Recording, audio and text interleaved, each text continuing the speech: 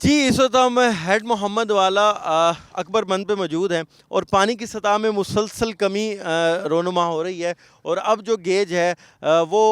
उसकी जो बुलंदी है वो तकरीबन 410.40-50 के करीब जो है वो रह गई है। और अब मेरे कैमरामैन फराज हमीद आपको दिखा रहे, तो जो लोग हैं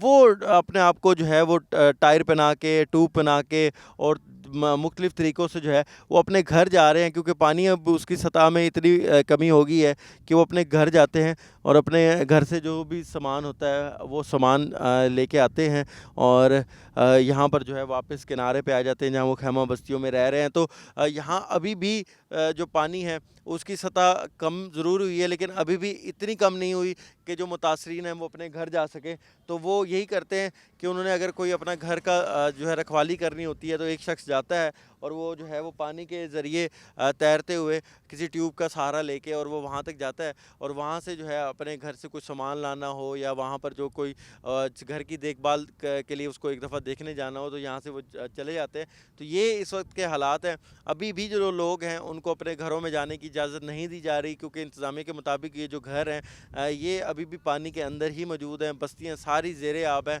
तो लोगों को अभी कहा जा रहा है कि वो खैमों में ही रहें। अभी पानी की अच्छी बात यह है कि यहाँ पर जो हमें बताया जा रहा था कि यहाँ शायद इजाफा हो सकता है, 3 से 4 दिन पहले हम भी कह रहे थे, लेकिन अब उसके अंदर जो है वो कमी वाक़ई रोनुमा हो रही है, जिससे ये कहा जा सकता है कि अब पानी जो है वो मुसलसल कम हो रहा है। तो अब देखना ये होगा कि कितने अरसे में ये जो पानी है वो कम हो जाता है और लोग जो है वापस अपने घरों की तरफ जो है वो जा सकते हैं।